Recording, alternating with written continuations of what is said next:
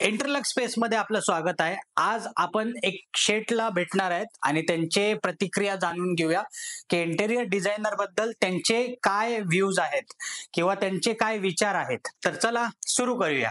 नमस्कार शेठ. नमस्कार आदेश. बोला काय म्हणता? भेटली का घराची चावी?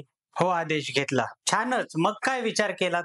आता एकदम फर्स्ट क्लास इंटेरियर करायचं आहे आपल्या घराचं. तुम्ही मग प्रत्येक गोष्टीसाठी कारपेंटर, पी वाला किंवा इलेक्ट्रिशियन असे वेगवेगळ्या वेंडर्सला डायरेक्ट कामं देणार आहात का?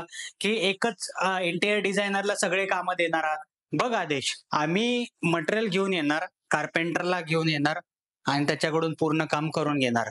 कारपेंटरकडे सगळे माणसे असतात. जसं की इलेक्ट्रिशियन, पी वाला, परत आपला प्लंबर, पेंटर सगळ्या गोष्टी त्याच्याकडे असतात. मग अननेसेसरी एक्स्ट्रा पैसे आम्ही का घालायचे? नक्कीच वाचतील. एवढे वाचतील की याच्यात तुमचं नवीन घर येईल. काय म्हणालात? नाही हो, काही नाही. अच्छा, तर मग तुमचा काय सल्ला आहे?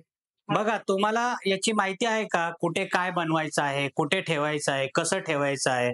याची संपूर्ण माहिती तुमच्याकडे आहे का? नाही. मग तुमच्याकडे 2D किंवा 3D असे काही लेआउट्स आहे का? जेणेकरून तुमचे जे काम करणारे मजूर आहेत, त्यांना पूर्ण लक्षात येईल की काय आणि कुठे कसं बनवायचं आहे? नाही. मग तुम्हाला हे तर माहिती असेलच, की आपण जे साइट बनवणार आहेत, त्याच्यामध्ये काय आणि कोणते मटेरियल यूज होणार आहेत किंवा कोणत्या दर्जाचे मटेरियल यूज होणार आहेत, याची परिपूर्ण माहिती तुमच्याकडे आहे का? तेही नाही. ठीक आहे. बरं, शेठ तुमच्याकडे नक्कीच 2-4 टीम तर असतीलच कारपेंटरचे, इलेक्ट्रिशियनचे, वाल्याचे.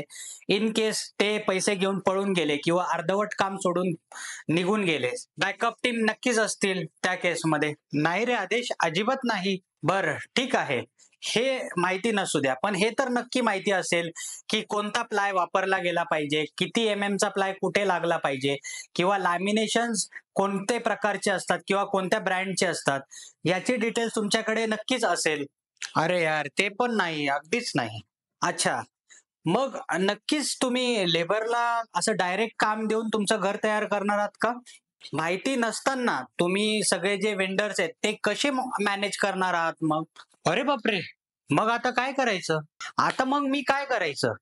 अगदी सोपं आहे शेठ. आधी एक इंटेरियर डिझायनर हायर करा. त्याच्याकडून 2D आणि 3Dचे लेआउट्स बनवून घ्या. नंतर मटेरियल सिलेक्शन करून घ्या. मग एक्झिक्युशनची पूर्ण जबाबदारी त्या इंटेरियर डिझायनरच्या डोक्यावर टाकून द्या. आता तुम्ही फक्त टेन्शन फ्री व्हा आणि मज्जा बघा ना. हां, ठीक आहे. चालेल. आपण असंच करूया. तसं मी तुमचं Instagram आणि YouTube चॅनल कंटिन्यू फॉलो करत असतो. मला तुमचे व्हिडिओज फार आवडतात. म्हणूनच माझ्या वाईफनी सांगितल्यानंतरच मी तुमच्याकडे आलोय. ठीक आहे, एक काम करा. हा प्रोजेक्ट आता तुम्हीच कंटिन्यू करा. तुम्ही पण इंटिरियर डिझायनर निवडा आणि टेन्शन फ्री व्हा. तुम्हाला जर हा व्हिडिओ आवडला असेल तर प्लीज या चॅनलला लाईक करा, सबस्क्राईब करा आणि बेल आयकॉनला क्लिक करा. जेणेकरून तुम्हाला येणारे अपडेट्स कंटिन्यू मिळत असतील. थँक